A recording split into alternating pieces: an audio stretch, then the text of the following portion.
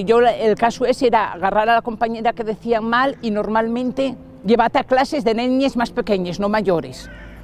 Si estabas normalmente a una de primero, la deseaban en clase y no decía nada, pero cuando llegabas ya a lo mejor a quinto, sexto, séptimo, lo que te pasaban eran por todos los cursos de niñas más pequeñas para que te dijeran ellas cómo era la palabra correctamente dicha.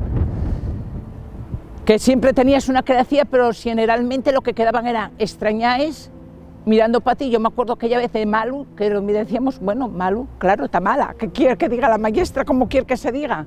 Hasta que una dice ya enferma, que nosotros caíste en ello, pero la verdad, no.